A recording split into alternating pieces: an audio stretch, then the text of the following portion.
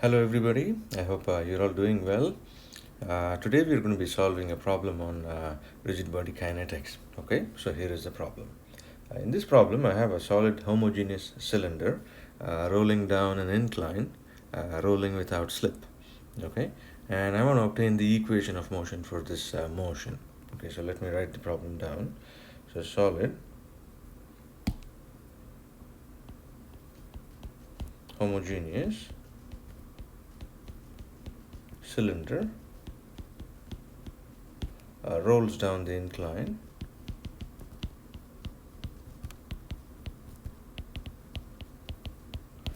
okay, and as it does so it rolls without slip. Okay, so rolling without slip.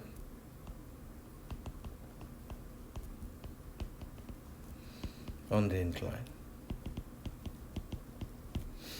All right, what we need to do is we need to find the equation of motion. Okay, so obtain the equation of motion. Obtain equation of motion.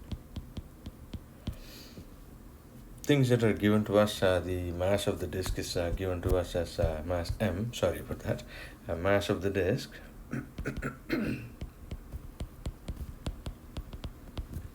is little m, okay, and then the mass moment of inertia of the disk about the center of mass is given to us as well. Okay, so given that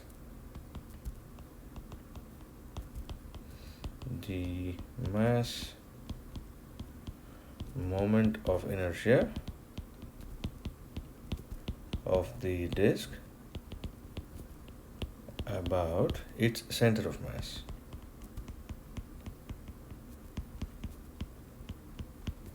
is given to us as Ig.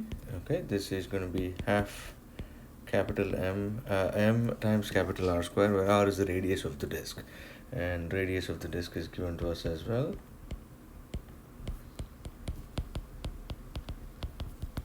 Is capital R. Okay, the angle of the incline is phi. Okay,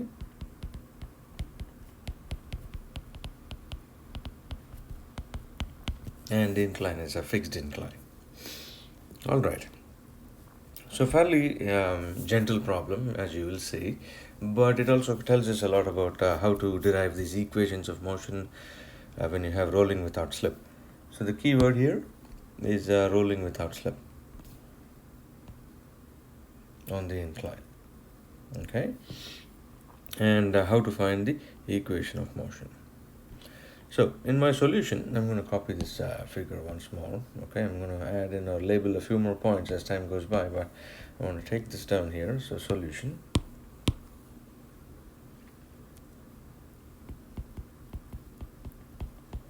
When we write up the solution, we first have to decide, okay, what are the degrees of freedom for us, what are the configuration coordinates, and so on.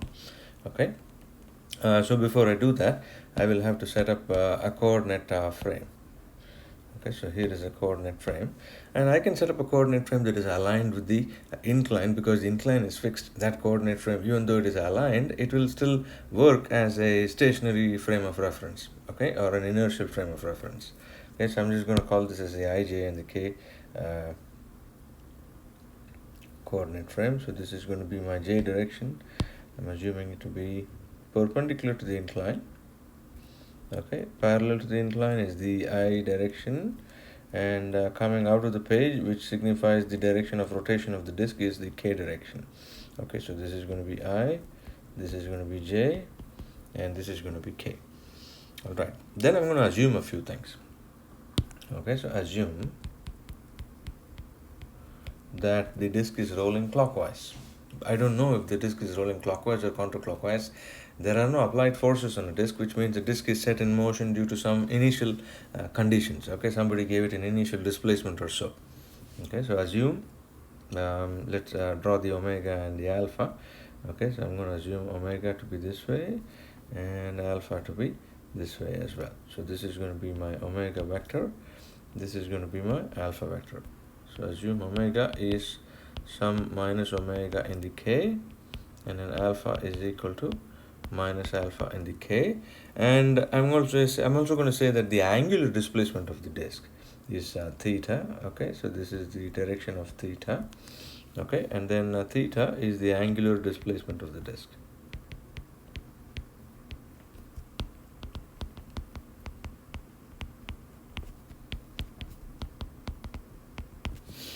Okay, from some initial conditions.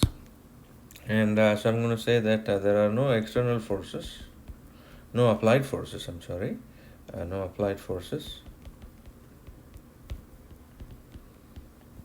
on the disk. Okay, except for gravity. Gravity is always going to be considered. That's what causes it to move in this certain instance after the initial conditions are given to it. Okay, there is no friction, no drag, torque, or anything of that kind. Okay, so no drag on the disk. Okay, and let's say that the disk is set into motion.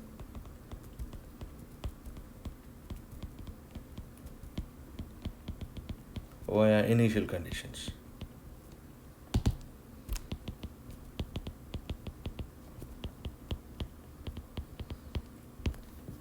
Alright, so what are the configuration coordinates for this disk? And here is how you want to think of it. At any point in time, what are the things that I need to know to locate where the disk is? And here is how I think about it. I need to know what the center of mass location is, and I need to know the angular displacement of the disk. So these, if I know these, then it is sufficient for me to know where the disk is at any point in time, right? So I'm going to start looking at the configuration coordinates. Okay. Configuration coordinates. So let's look at that. And in this situation, we need to know, so these are, as you know from before, when we did particle kinetics, configuration coordinates are necessary to specify where the disk is at any point in time. Okay, so this implies the location of the center of mass,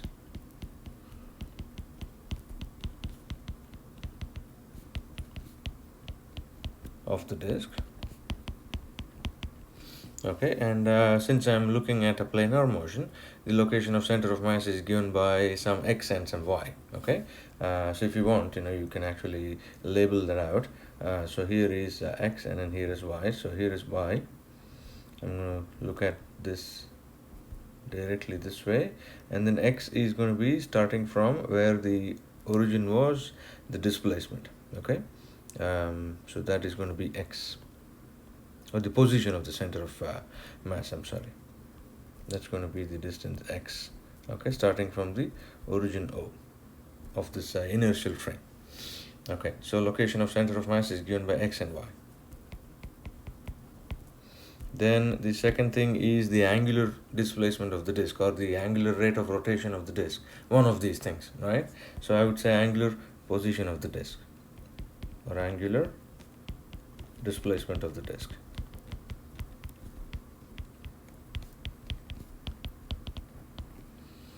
Okay, which is going to be theta. Alright, let me just write the disk properly. Okay, and so this tells me that I need 3 configuration coordinates to locate where the disk is at any point in time. Okay, so which means that 3 configuration coordinates are required to locate the disk at any time instant. Alright, then what are the constraints? Right, that's the next step typically.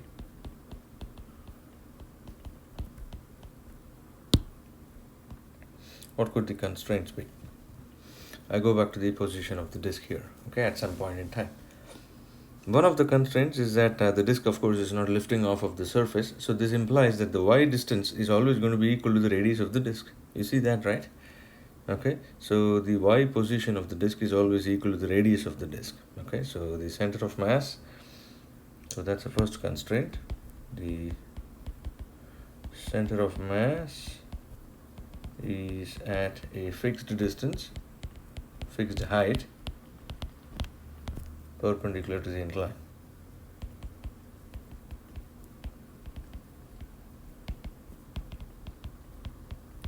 Which implies that the height y is equal to r. Okay, so this is the first constraint. The second constraint obviously is that the idea is that it's rolling without slip. Okay, so rolling without slip.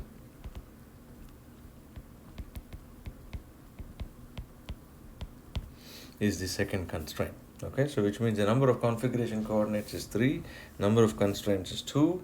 Okay, so the number of degrees of freedom.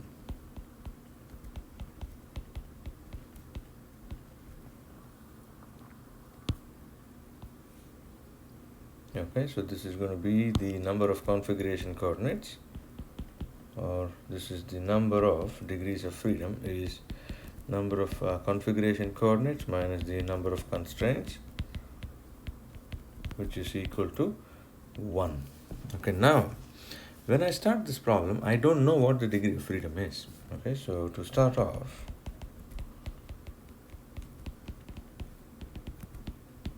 what could be the degree of freedom? Is it x or theta? Okay, some of you will say theta, I would say x. But maybe, but I need to have only one degree of freedom, right? Which means that I have to be able to relate x and theta. Okay, so since we can have only one degree of freedom, we can probably try to relate x and theta. Try to relate x and theta. Okay, and how do we do that is the idea of using rolling without slip. Okay, so now let me make use of the idea of rolling without slip. I go back and then grab my figure once again. Okay, so let me do that. Let me take the cleaner figure and let me start from scratch. So I copy this and I bring it down here. Okay, and let me also take my x, y, and z coordinate frames. I'm assuming I can capture all of that. Let's see. Well, I was able to capture only 2 of them. I can draw the third one easily. Alright, so this is going to be my I direction. Okay, so this is I, and I can get rid of this situation here. I already know the disk has a center of radius is r of the disk. So to understand the idea of rolling without slip, here is what I do. Okay, I mark a point on the fixed ground and then I draw a line straight from the center of mass to that particular point. Okay, so here is that point of contact. Okay, and let me just make sure that this is right in the center there. Okay, and it's coming out there. Okay, so I'm going to call that point on the ground as the point I don't know, D, and then the point on the disk I'm going to call it as the point C. Okay, and since it is rolling without slip, we know the following: roll without slip and then a fixed ground. Okay, I set up a coordinate frame at the contact point, which I'm going to call as the tangential direction T, and then the normal direction N. Okay, and if this is the situation, then I can say that at that instant in time, further, at that instant in time, I see that the T direction is the same as the I direction and the N direction is the same as the J direction, as you can see. Okay, and then rolling without slip, the first condition is that velocity of C/D is equal to 0. The second condition is that the acceleration of C/D in the tangential direction is equal to 0. Okay, so these are the 2 conditions of rolling without slip. I'll just take a look at the velocity. It doesn't do much for us. Okay, so we'll see what it does actually. So V C/D is equal to 0. So vc slash d is equal to 0 implies that velocity of c is equal to velocity of d, and they're both equal to 0 because the ground is fixed.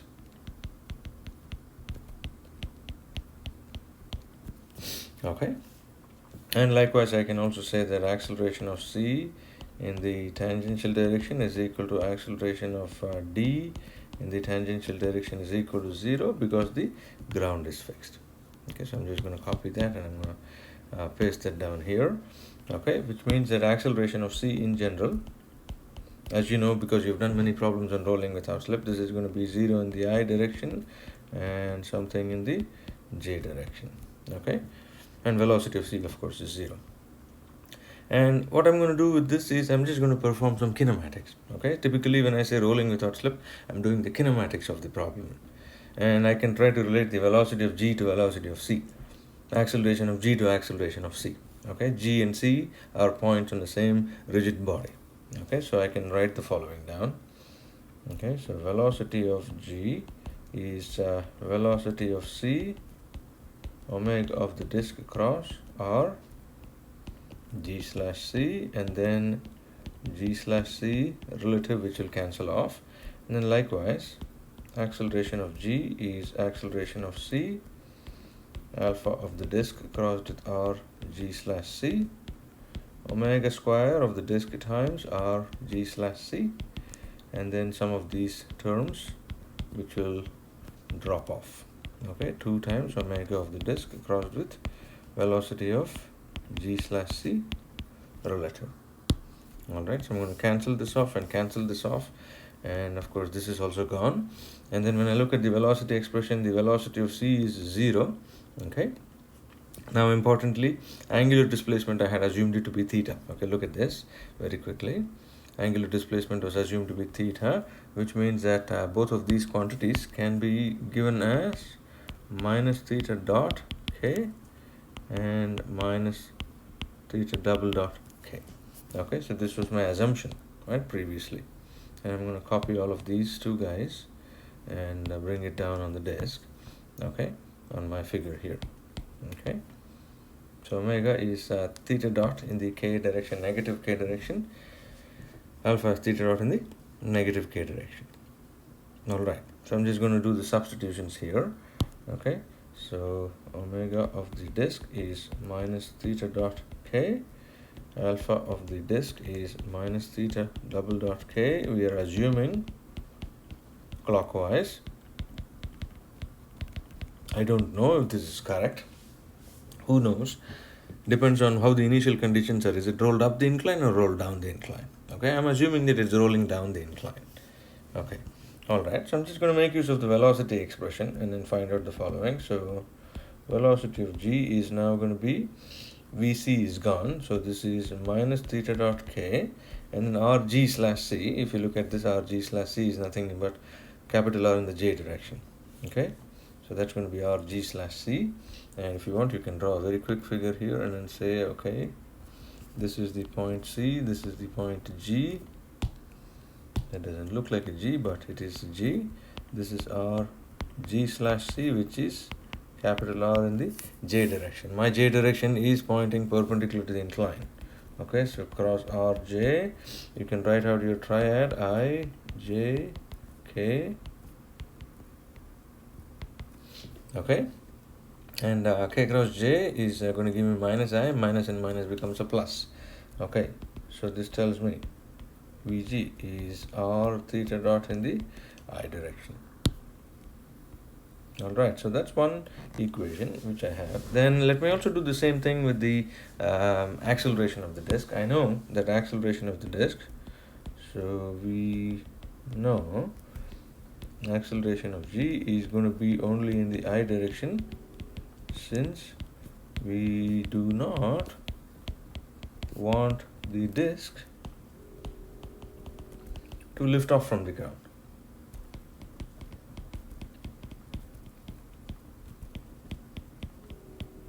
Okay, this is something that you have seen before as well. So if I say this is AGI, okay, I'm trying to relate the acceleration of g to acceleration of c. So this is AGI is AC, which is 0I ACNJ, and then alpha of the disk, which is minus theta double dot k cross r in the j direction, minus omega square, which is theta dot square times r in the j direction. Okay, so that's a theta dot square, and this is theta double dot.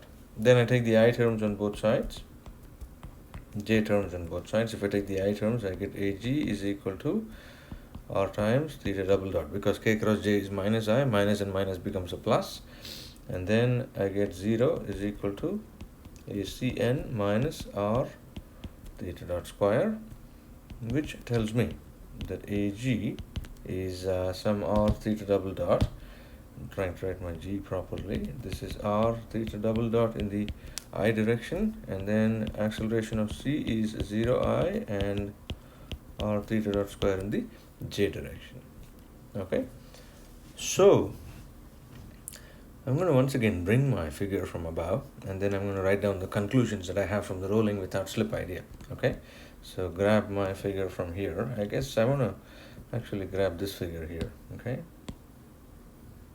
because it has a little more meaning for my next statement. Okay, so I'm just going to bring my figure here. So summary so far. Of course, the summary comes at the end of the problem. All right, and so far this is what I have. Okay, and then I also have velocity of g is equal to r theta dot in the I direction. Acceleration of g is r theta double dot in the I direction. Now here is the idea. If I look at the center of mass, right, the coordinate that is used to describe the location of the center of mass is x, because y is always known. Okay, which means in general the acceleration or the velocity of the center of mass can just be written as x dot in the I direction, y dot in the j direction, right? Okay, so in general,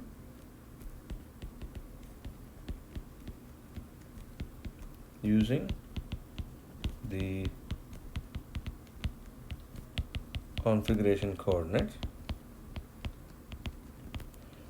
we can say velocity of g is, of course, this is going to be parallel to the incline, right? So this is going to be x dot in the I direction.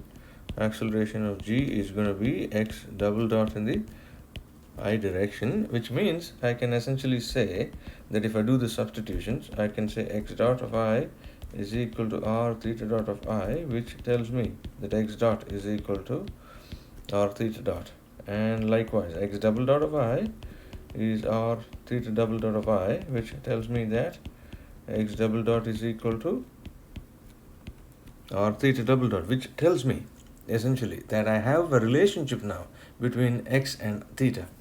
Okay, of course I can get x is equal to r theta plus some constant by integration. Okay, we can now relate.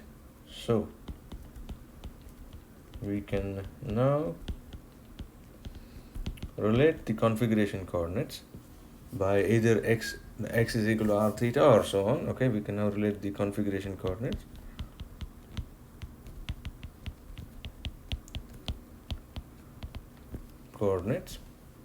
Okay, which tells us that the number of degrees of freedom is equal to only 1. Okay, so let me just write this out. So previously we were not sure if x or theta should be the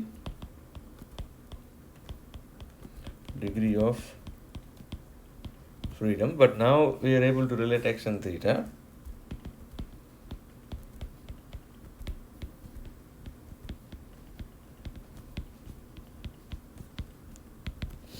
Okay, which essentially tells me that I can choose either one of them as a degree of freedom. Okay, so we can choose either one of them as the degree of freedom. All right, so in this case I'm just going to choose theta as the degree of freedom. Okay, so choose theta as the degree of freedom, which means the equation of motion is going to be in terms of theta and its derivatives. Equation of motion will be obtained as a function of theta.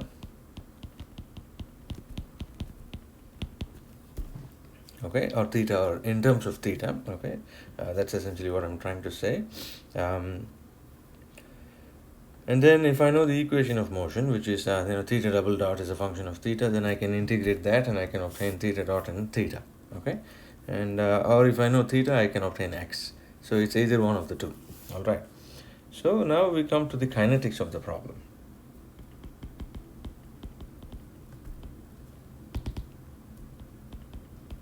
In the kinetics of the problem, we draw the free body diagram, we draw the kinetic diagram, and then we try to do the relationships. But I have to say something before that. So far we have acceleration of g, which is x double dot I is the same as r theta double dot I, and then we have assumed, and this is based on the assumption. Okay, this is based on the assumption that alpha of the disk is minus theta double dot in the k direction. Okay, this is based on that assumption. Okay, that's how we were able to derive r theta double dot I. All right, then here I draw the free body diagram and the kinetic diagram of the disk, and theta is the degree of freedom. Okay, so then I draw the free body and the kinetic diagram. So let me grab my disk from here. So let's see.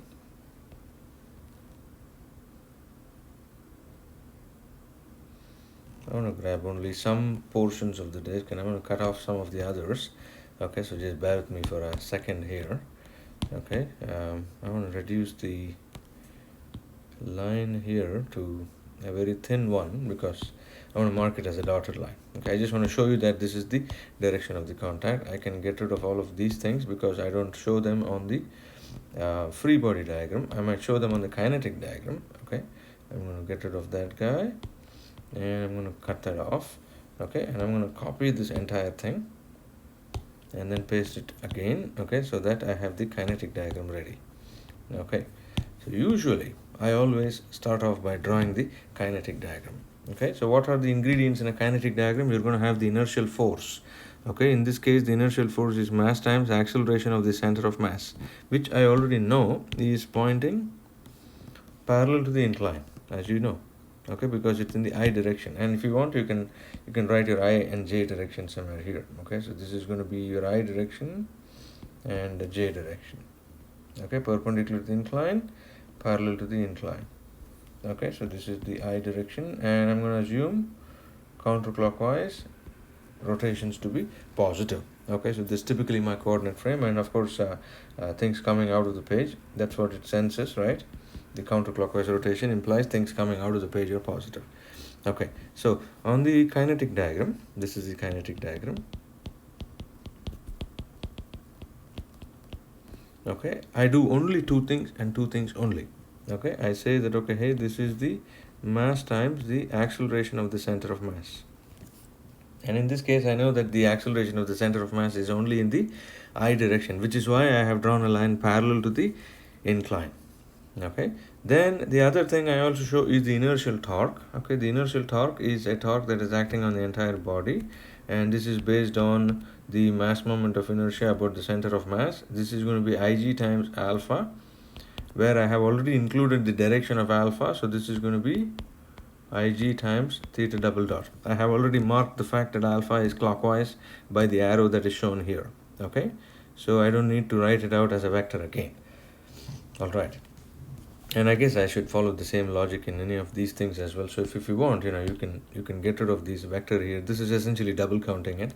Okay, we already marked by saying that they are clockwise, so let me do that. Let me stick to my own rules. All right. Okay, and I guess that's the situation here as well. Okay, we're just assuming it to be clockwise, so we're just marking it in the clockwise direction, and that's sufficient for us. All right, so once again I come to the kinetic diagram. In the kinetic diagram, you see that I have marked two things and two things only: the mass times acceleration of the center of mass, which is parallel to the incline, and then the inertial torque, which is acting on the entire body. What is the sense of the inertial torque? It has to be the same as what the angular acceleration is assumed to be. In this case, I have assumed alpha to be clockwise. So the inertial torque, which is the mass moment of inertia multiplied by alpha, also has to be clockwise. Okay. And here is the point of contact, which I'm going to call as the point C. Okay, if necessary, you can write it out. It's not necessary. I'm just going to say that the distance from here to there, some dimensions that I need to show, right? This distance is going to be capital R. All right. Then on the free body diagram, some interesting things have to be marked, right? As you would agree. First thing is I mark the weight of the body, which is acting vertically down. Okay, not in the J direction that is shown, but this is straight down vertically. Okay, so this is going to be M times G. Then what else will I be having? This is typically the question I would ask my class. Okay, the other thing that I would be having is the normal force at the point of contact. Okay, this is going to be perpendicular to the direction of the incline. Okay, so this is going to be the normal force at the contact. And then I have the friction force at the contact surface. Okay, and that's going to be marked in this direction here. And the obvious question is why am I marking the friction force this way? This is the static friction force. That's important. What is this? Why is the static friction force marked this way? And here is how I think of it. Okay, to mark the direction of the friction force, imagine the disc slipping on the surface. You will see that as the disc is slipping on the surface, the point of contact is moving down the incline. So the kinetic friction force has to be up the incline. Static friction force and kinetic friction force are in the same direction, even though they may be two different things. Okay, so I just want to make a very brief note of this. Okay, so how to choose, this is the free body diagram, of course.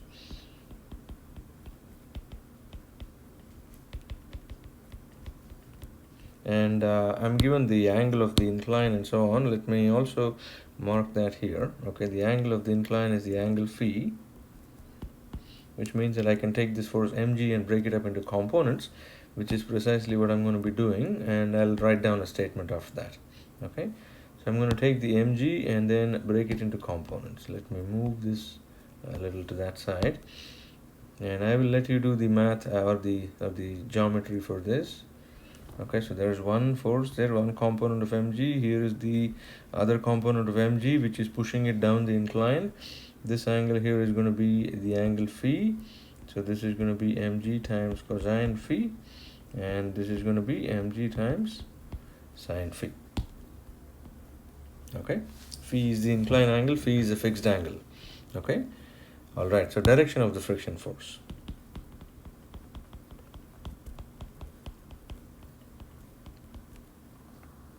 How do you decide the direction of the friction force? Okay, imagine the disc rolling on the slipping on the surface.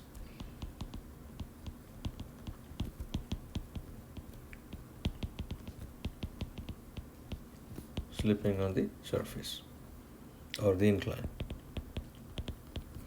Here is the contact point. Okay, so this is the contact point C.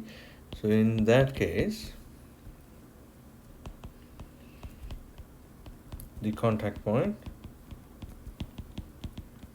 C is going to slip down the incline, is going to slide or slip down the incline, which implies that the friction force is going to be opposite to that relative velocity. So this essentially means that if I call this point as the point D, right, then it means that the velocity of C slash D is going to be pointing down the incline,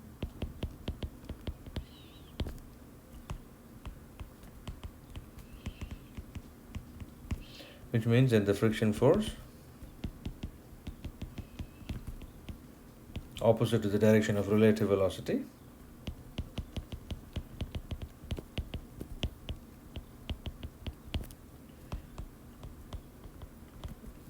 will be pointing up the incline. But of course, this is the kinetic friction force. Okay, so this is the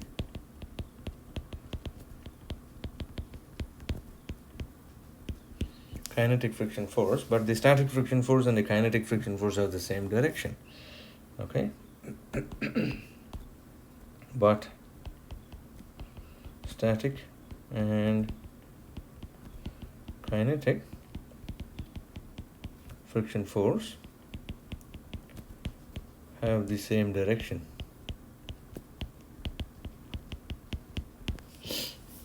Okay, so which is why we say that F mu S, which is a static friction force.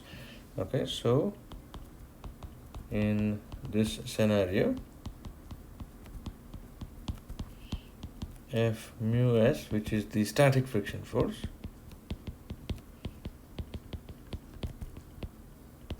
points above the incline or points up the incline.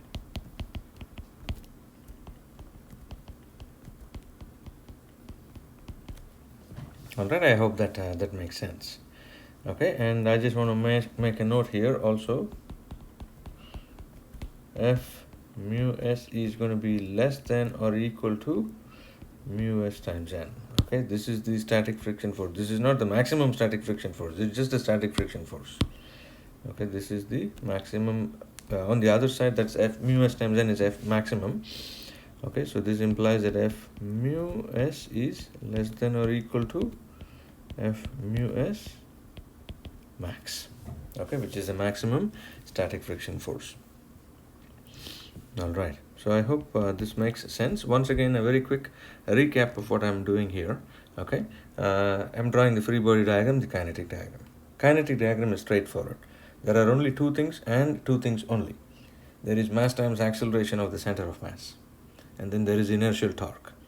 The inertial torque follows the same sense as the angular acceleration. Mass times acceleration of center of mass has the same direction as the acceleration. So that's done. Then I come to the free body diagram. In the free body diagram, what do I have? I have the force of gravity, which is mg. Then I have the normal force at the contact point, which is perpendicular to the direction of the incline. What is the direction of the friction force? The direction of the friction force is static friction force in this case, because it's rolling without slip, is the same as the direction of the kinetic friction force, and both of them are pointing up the incline, because if the point C were to start sliding, the relative velocity at point C would be pointing down the incline. Kinetic friction force is opposite to the direction of relative velocity, and so the friction force is pointing up the incline in this case. Okay, I hope this makes sense to everybody. All right, so I'm going to grab these two figures and then bring them down here. So we're almost at the end of the problem, as you will see very soon. My aim is to obtain the equation of motion. Okay, in this case, the friction force and normal force are actually constraint forces. Okay, this is something that we will not prove, but typically this can be easily proved when you look at the idea of Lagrangian mechanics, and you look at what is meant by a constraint, a holonomic or a non-holonomic constraint. Okay, we are not going to prove it, so we shall not prove it, but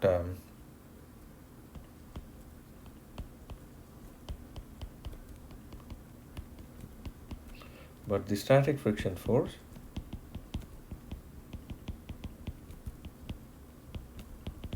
is a constraint force.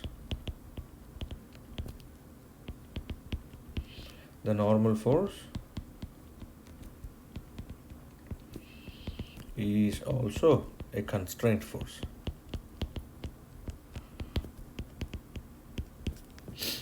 Okay, which means that when I look at the equation of motion, I do not want any constraints. Okay, so when we try to obtain the equation of motion, we do not want any constraints on it present in that.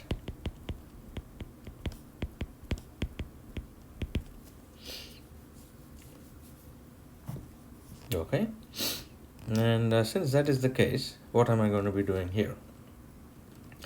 If I do the sum of forces, you see that obviously I'm going to have the normal force and a friction force. So rather than do that, I'm going to sum moments. And where am I summing moments? Am I summing it about G, or am I summing it about the point C? I'm going to be doing it about the point C, because that's where the friction force and a normal force exist, and they will not be a part of my proceedings at all. Okay, so I'm going to sum moments.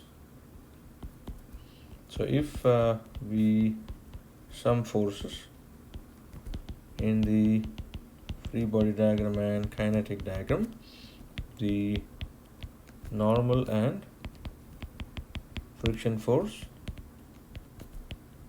will appear. So hence I will sum moments about the contact point C.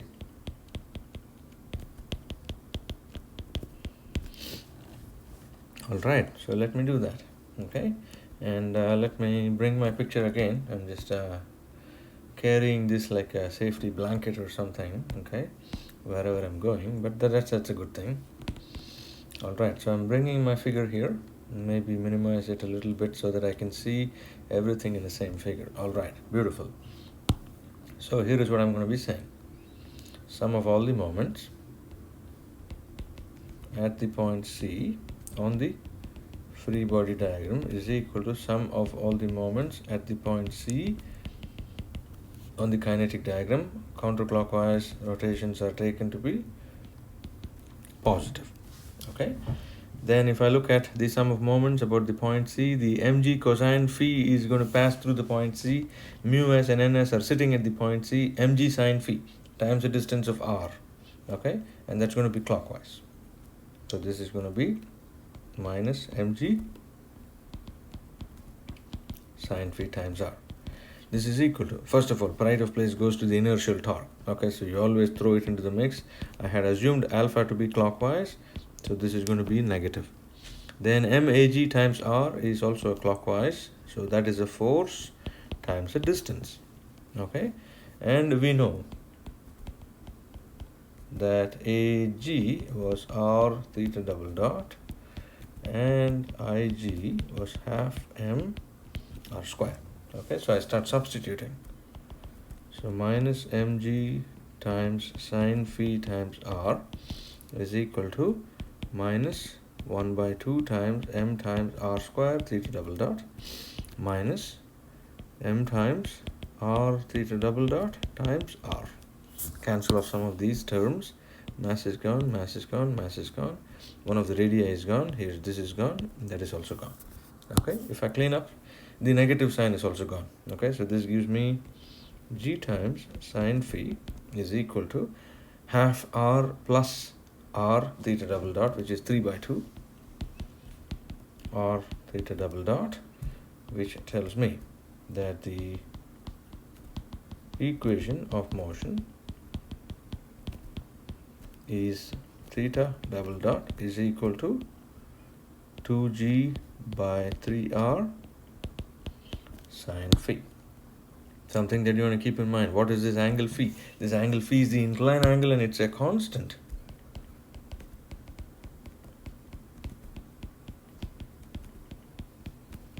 And is constant, which means that theta double dot is equal to 2g by 3r sine phi is a constant in this case.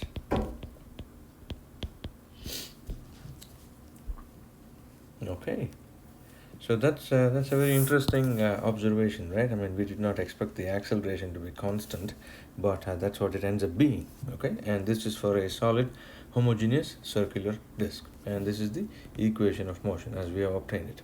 All right, so I'm just going to do a very brief recap of the problem and then we'll call it a day. Okay, so I go back to the problem definition. Here is a disk, solid homogeneous disk of mass m, radius little capital R, and the incline angle phi. This is rolling down the incline without slip. What's my aim? Obtain the equation of motion. Okay, what do I need to do? And mass moment of inertia about the center of mass of the disk is given to me. Ig is given to me. Okay, so what are the things I need to do? First thing is I need to set up the coordinate frame. so ijk coordinate frame.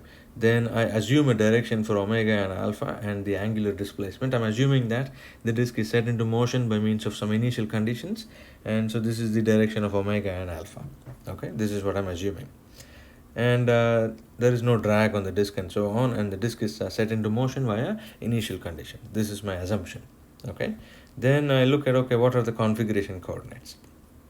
Configuration coordinates are the coordinates that will tell me where the disk is at any point in time, which means I need to know the location of the center of mass, which is little x and little y at any point in time. But that's not sufficient. I also need to know what the angular displacement of the disk is, what theta is. Okay, is theta 120 degrees or is theta 30 degrees? If theta was 30 degrees, it would be closer probably to 0.0. If theta is, maybe 840 degrees, it's much further away because theta is just increasing, right? As time goes by, as the disk is rolling and rolling and rolling and rolling and traveling down the incline, increasing but in a clockwise direction. All right, then I say, okay, there are three configuration coordinates. How many constraints? Center of mass is at a fixed height from the incline, which is capital R. That's the first constraint. Second constraint is that the force of friction is the static friction force, which means that it's rolling without slip. So this is something that I want to write. So the force of friction at the contact. I'm trying to write friction at the contact is the static friction force.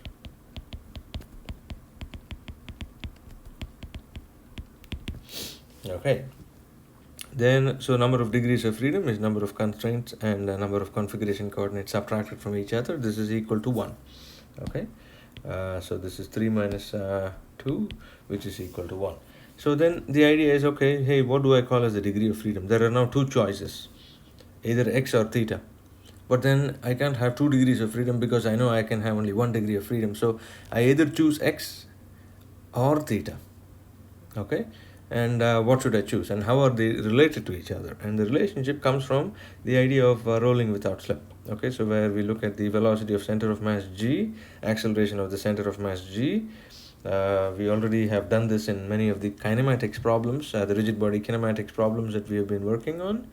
So AG is known to me, AC is known to me, but I know that using the configuration coordinates, velocity of the center of mass is x dot I, acceleration of center of mass is x double dot I, so I can now relate x and theta. That's essentially what we've done here. So I choose either one of them as my degree of freedom, either x or theta. I'm just choosing theta and go with the flow, draw the free body diagram, draw the kinetic diagram.